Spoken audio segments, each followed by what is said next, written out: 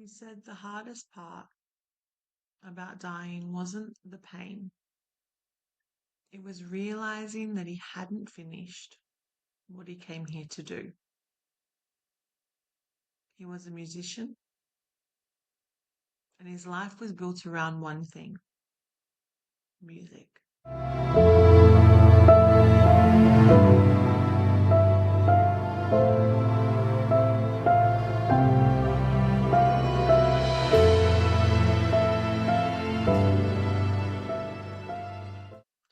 Welcome back to the Past Life Archives. I'm Kylie King, a hypnotherapist and past life regressionist. These stories that I share are from my work with clients, shared with their permission. Names and identifying details have been changed for their privacy. So, in this session, the client that I had coming found himself as a young boy, quiet and observant, drawn to sound. And I remember at the time it was quite hard to get responses from him because he didn't really want to chat. He just wanted to be quiet, left to his own devices, just in his moment. So it felt at times during this session trying to pull teeth. And this past life shared with me the first time he sat at the piano, placing his hands for the first time on the keys, and that first time playing those notes, feeling that shift inside him. Not exactly like excitement or surprise, but like a recognition, like this was his calling, this was his talent, this is what he wanted to share. Like he'd found something he'd been looking for, and it just all clicked. And as we shifted through the scenes during a session and he grew older, music became everything. He practiced every day, multiple times a day for many hours. And not because he was forced to do it, but because he wanted to. He enjoyed it. He loved doing it. It occupied his time. And I really got the sense during this session that it wasn't a hobby for him. It was an identity. Playing music and playing the piano, it was his identity now. And he never said during the session, when I would say things like, "Oh, are you playing music?" as we go through the scenes, he never said, "I play music." He always responded with, "I am music. I am music. I'm not playing it. I am music." And as an adult, he grew up and he really embodied that. He became a pianist and a composer. And then his days were spent writing and rehearsing and performing.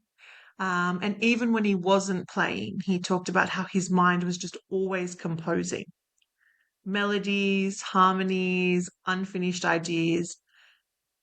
I really got the feeling that music wasn't something he just did. It was something that lived inside him. It was just, that was him. That was his identity. He was music.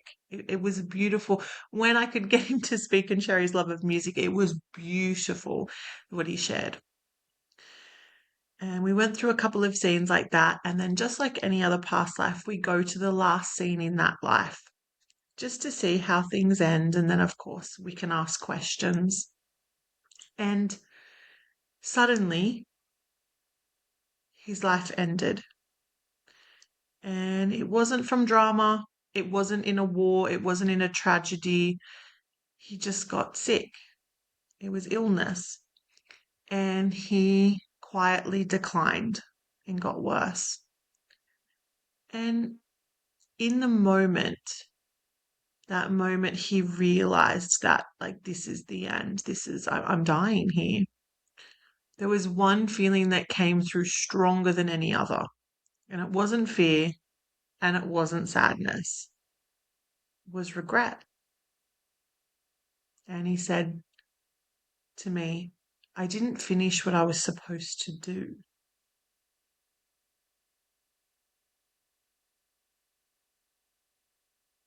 And what got me about that is it wasn't about fame. He didn't mention success or recognition. He mentioned creation. He had all this music inside of him, and more music that he wanted to bring out into the world, but he just ran out of time. He was regretting the melodies that would never be written from him, the songs that only existed in his memory, because he now didn't have the time to bring it into the world. This is one of the most common themes that I tend to see in my past life sessions. And as I've said previously, I've been doing this for quite a number of years and I've done quite a number of them. It's not the trauma and it's not the loss. It's the unfinished purpose, or where the life has believed that they haven't reached the purpose that they were here to do.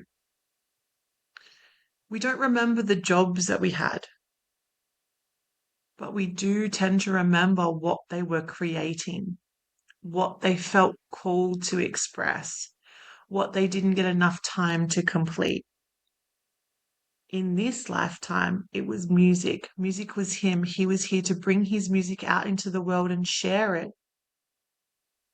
And unfortunately, he did have that chance, but he didn't feel like he had shared as much as he wanted to.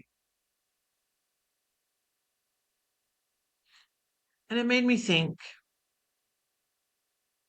is this why so many people in this lifetime might feel restless?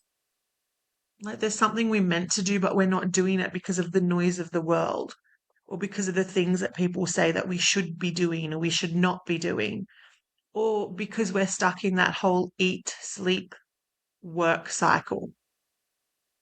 Is there something we're meant to do, but we can't name it? Maybe there's like a feeling that we haven't recognized. We haven't had that connection of putting our hands on the piano keys and going, this is it. I am music. Maybe it could be an echo that was once left unfinished for this client. Maybe this past life was sending a message of, this is what we need to do.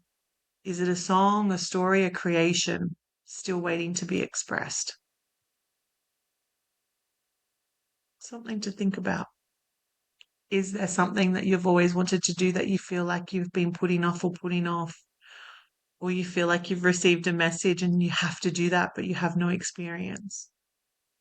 If so, I would say this is your message to do it, to share it below and to get started.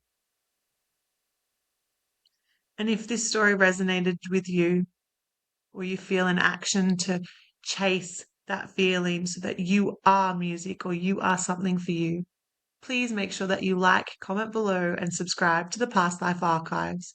New stories are released every week. And of course, if you're curious about exploring your own past life experiences, you can find my links below in the description so that we can work together. Thank you.